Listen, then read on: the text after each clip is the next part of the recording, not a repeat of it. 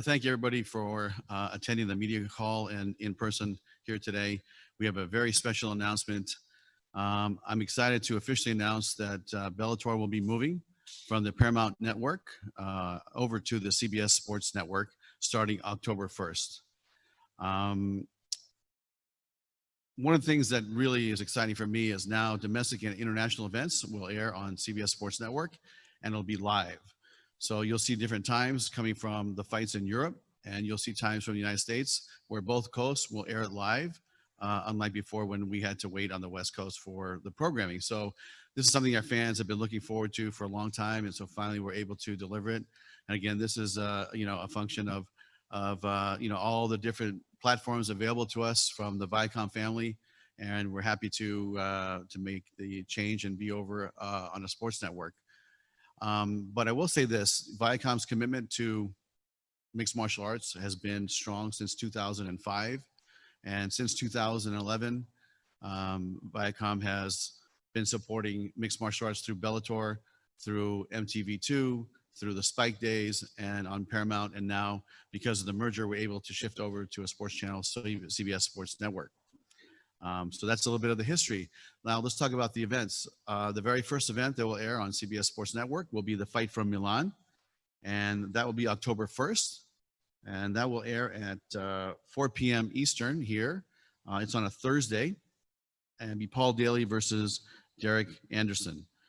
And the second fight will be the Saturday, October 10th fight from Paris, from the Accord Arena. This is something that's been really 4 years, 3-4 years in the making. I'd like to thank a lot of people. I can't thank everybody today, but there's the Viacom government affairs domestically, the Viacom government affairs in France. They've really been the lawyers that have all helped lobby this position of getting mixed martial arts approved. Listen, we weren't the only ones, and there was a lot of people chipping in. So it really was an effort by the whole mixed martial arts community to try to get MMA approved, and it took a long time, but we're finally here, and I'm very honored. And I'd like to thank the French Federation of Boxing, the French Federation of Mixed Martial Arts, the French Ministry of Sport, to allow us, Bellator, to do the very first fight in the history of the country. So it's a very big deal. This is monumental. Again, it's something that we've been working really hard for the last 3-4 years, and look forward to October 10th.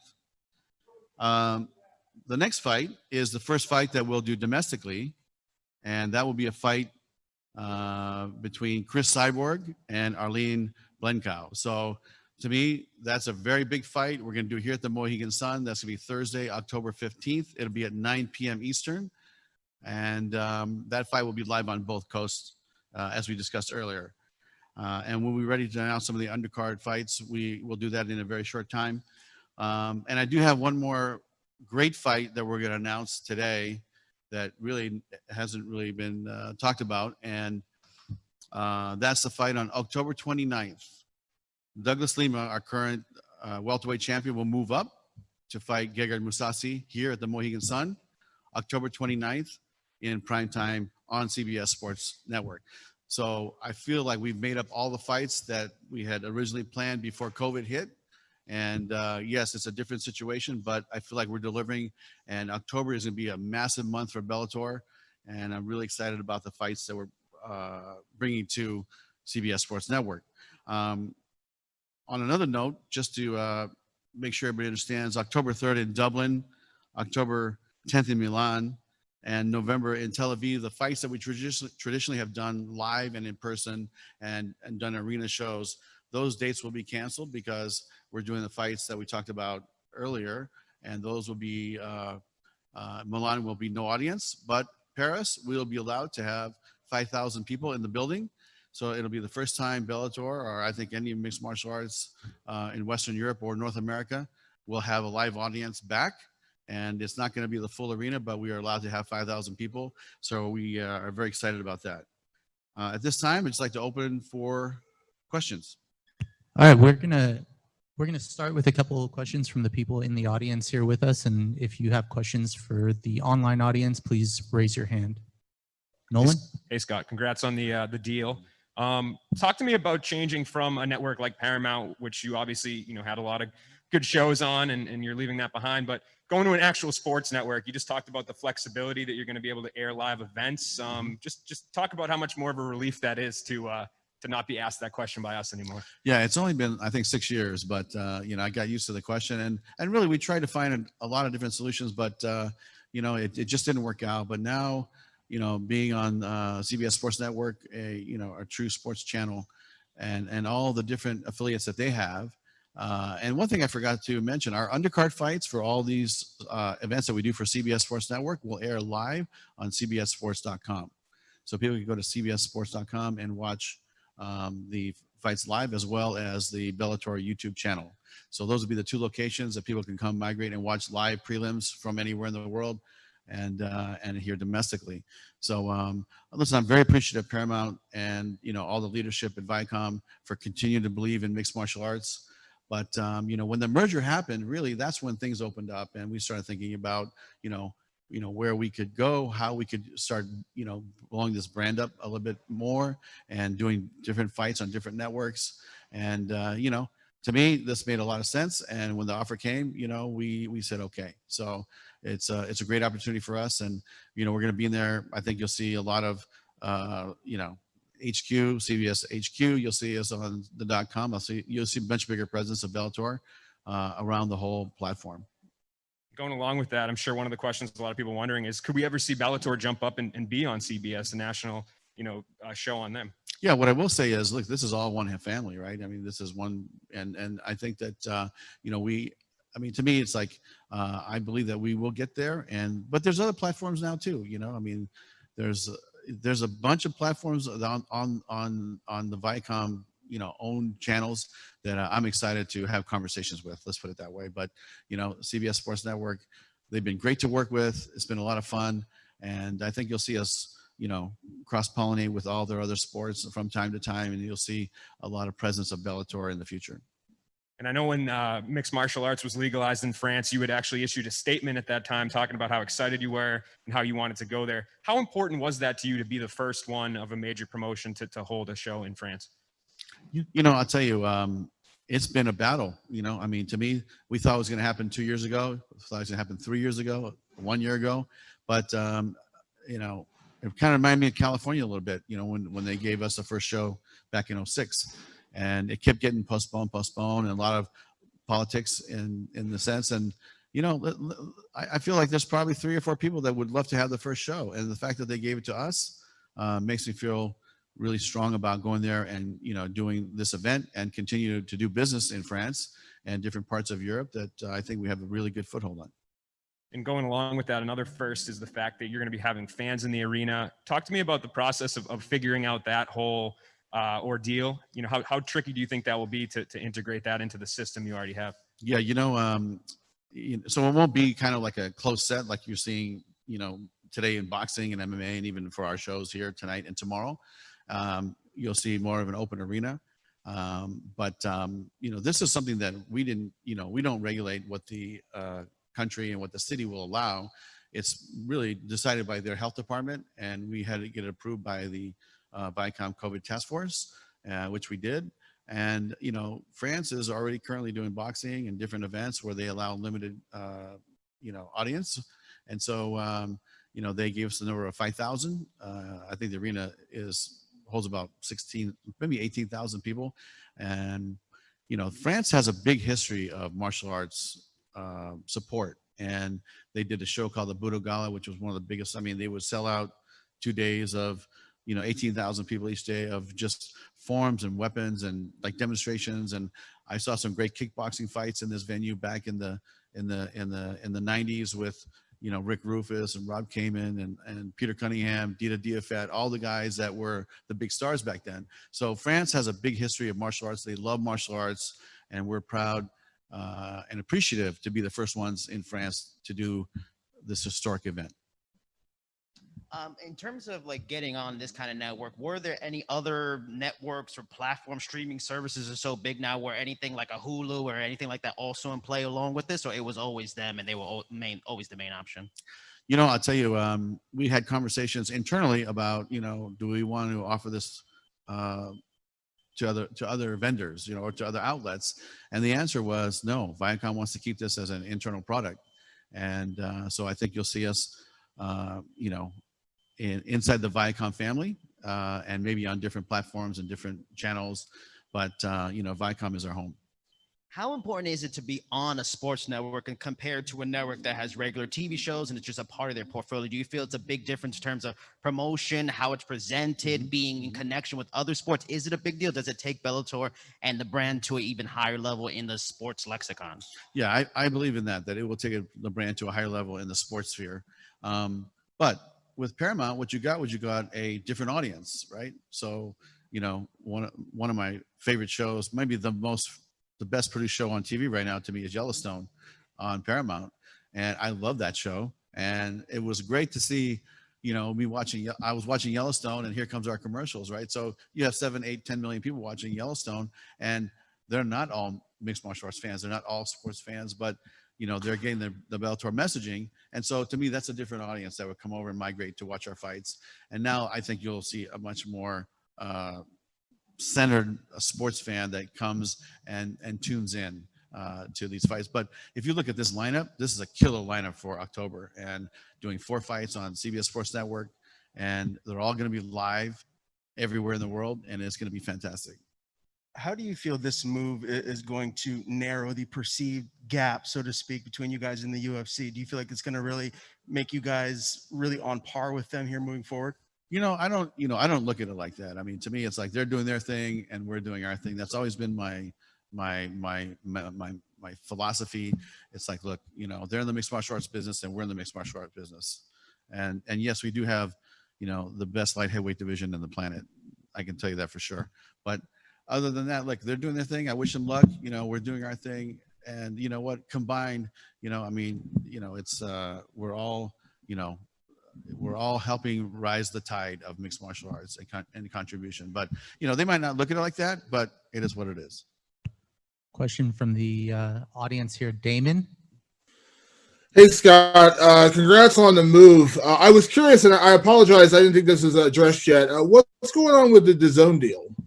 Oh, you know what? I know there's still dialogue with us and DAZN.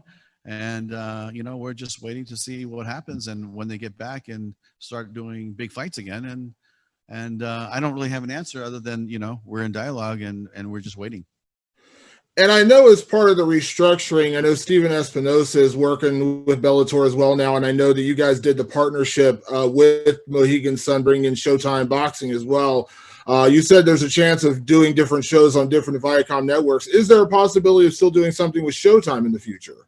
I hope so. And, you know, that's really one of the original networks that allowed MMA to be on there. And Steven has a great knowledge of boxing and mixed martial arts. So, you know, we're definitely hoping that in the future we'll have some dates with Showtime, but it hasn't been fully fleshed out yet. And last thing for me, you mentioned the shows being broadcast in real time. I know that was one of the biggest issues with international shows and then the West Coast shows. How much did that play a part in the broadcast change, being able to have everything at one time, having the shows all air in real time? Because I know that was something you guys have been dealing with for years. Yeah, I mean, it wasn't really a factor in the move. I think the move was more of a corporate strategy shift and the availability of different platforms once the merger is complete. I mean, the merger happened and then COVID hit and then everything just kind of shut down. And now that things are starting to loosen up and starting to move forward, and I'm not saying business is as usual, but it's definitely some more movement and some more things happening, and that's when we decided to make the move. And I think that, you know, Paramount is happy with it. CBS Sports Network is happy with it, and you know, we're gonna go for it. So I have a question about dealing with the French Commission or the sports agency there. Since it is their first sanctioned MMA show, what were they requesting, or can you tell us what rules they'll be recognizing? Mm-hmm. And, you know, with first show, like with when New York State legalized MMA, there was a lot of wonky outcomes that came out with some fights. I'm just curious to know what's the French Commission dealing with in terms of rules and sanctioning and all that stuff. Well, I do know that there's been a lot of meetings back and forth within, you know, their organization, the Minister of Sport, and the French MMA is governed by the French MMA boxing federation. And so, you know, they have knowledge of, you know, there's referees, there's officials, there's timekeepers, scorekeepers, that sort of thing. So there will be some meetings that we'll probably have with them in the near future. But, you know, what I told them was, you know, we had a Zoom call and I said, if you guys need any help, you know, please let us know. This is your country. We'll abide by your rules. But this is the, you know, rules that, you know, that we abide by. And we're happy to send over anybody like John McCarthy, let's say, and go talk about it, or, you know, help them in any way possible. But that's, you know, that's something that we're going to, you know, as we get closer, we'll have to flush out. But I feel confident that, you know, this will all be done in good time before October 10th, and we'll have a great show on the 10th. Gareth Davies. Good evening from London. Can you hear me? I can hear you, Gareth. You look younger since the beginning of lockdown, Mr. Coker. It's good to stay home and have a schedule. Absolutely. Yeah. Be on the plane food all the time. Well, I must say, I miss you guys being on the road. Can't wait for the air bridge to open between the UK and across the pond to America. But it's brilliant that you're coming here. Can I just ask you, with regard to Madrid and Paris, will it be within the fight bubble? Will there be, you know, extreme testing and all the things you've got at Mohegan as well? Will those protocols all be followed in spite of the fact there's a large audience in Paris? Yeah, the first fight is actually in Milan, Italy. The second fight is in Paris, France. Oh, sorry, Milan. Sorry, I said Madrid. Yeah, I meant Milan. Sorry.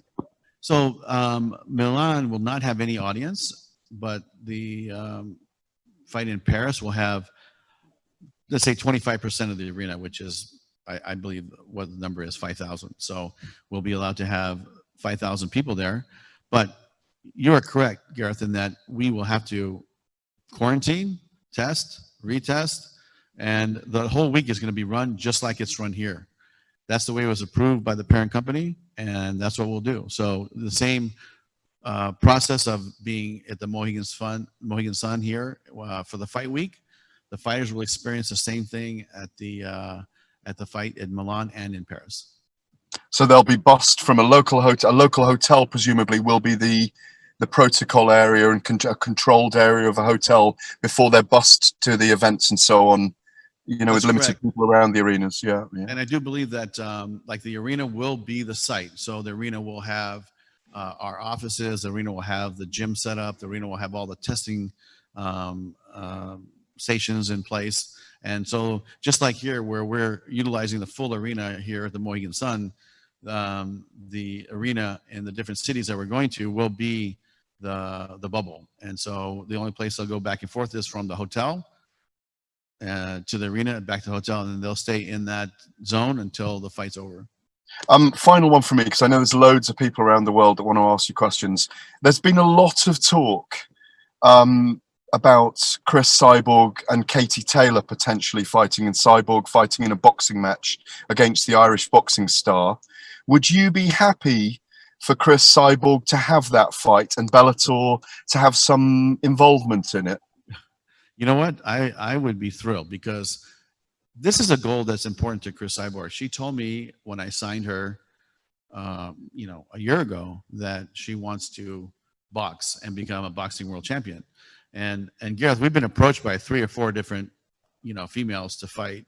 But you know, having a boxing fight, a boxing title under her belt is something that she wants to do. My only request is, win, lose, or draw, that whoever she fights will reciprocate and come fight in MMA after the boxing match in 6 months. And then it's fair. To me, then it's fair. Then we would support it and get behind it. But you know, at the end of the day, if this is something she really wants to do, Gareth, we're gonna support her. Sean Sheehan. Just a couple of questions, Scott, about the European scene. The Dublin card you announced earlier on has been cancelled, and at the moment, and for the last few weeks, it's still been on the website. What have the talks been like in Ireland with the Irish government, and when was the decision made to cancel that event?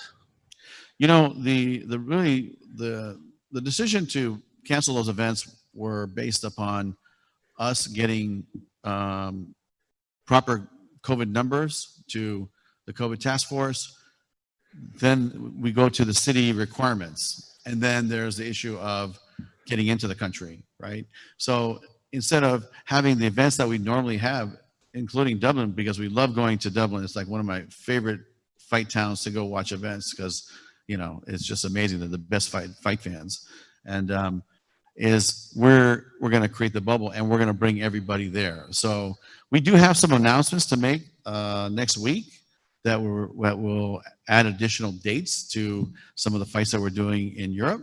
But the going to each city and going really became a challenge because of the local what the rules and regulations by the health department and then the government, and there's some uncertainty and then and rightfully so. And because of that, we said, okay, we're not going to go to Israel, we're not going to go to Dublin, we're not going to go to London, we're not going to go, and we'll just create a bubble, and that's where we'll go. Paris is something that's very special. We've been working on this for a long time, and so we decided to do Paris as well. But all the other fights will be in Milan, and you'll have an announcement next week. The second, just final one for me as well. Is there any update on the Sky Sports deal? I know the deal ended at the end of last year, but the Bellator cards have been on Sky Sports and on for the next couple of weeks as well. Is there any update on that, on any long-term deal or anything with Sky Sports? Yeah, I think our international sales department is working on that, but I do know that these fights coming up will be on Sky Sports, right? The ones that are from Milan and Paris, or here? Yeah, the ones here. Yeah, this weekend will definitely be on Sky Sports. But I know they're in dialogue, and they've been great partners, and you know, hopefully we'll be around with Sky Sports for a long time. Great, thanks very much. Thank you. Edward Carball.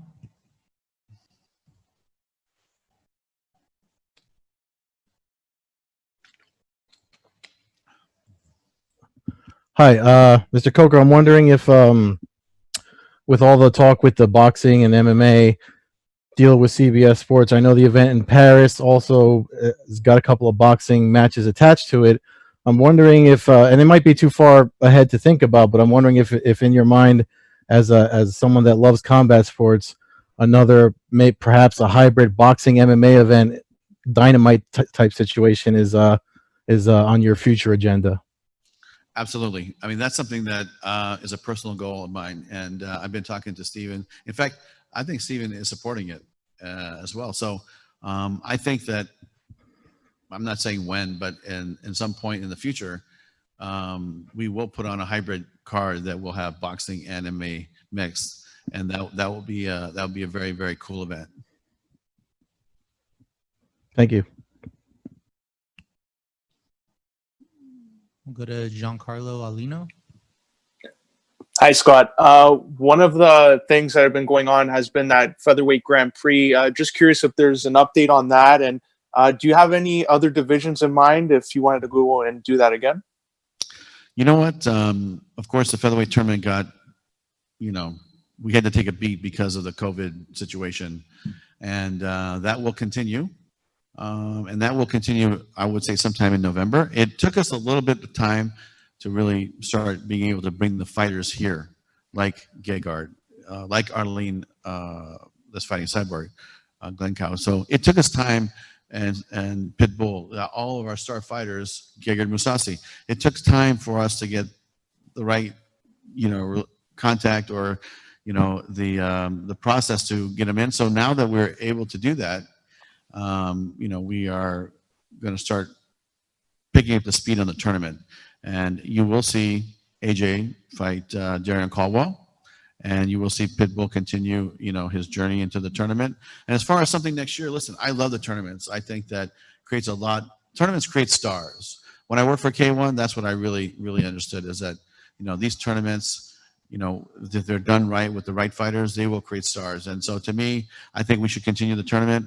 It's nice to have a 7-fight series within our overall series. I think it works. And I think that, you know, to me, the weight class or the female, I think it should be a female tournament. And, you know, I'm not committing, but I think the 125-pound weight class looks very attractive to me.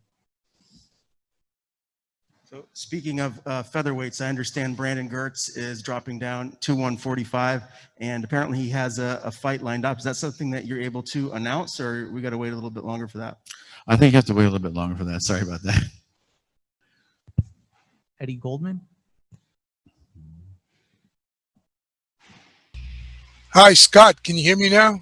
Yeah, I can hear you, Eddie. Okay. How you doing? How you doing? Doing good. A question about, is this part of an upgrade of CBS Sports Network? Because since the remerger of Viacom and CBS, it looks like they're trying to put more live and top level events on that network. So do you view it as part of that whole process?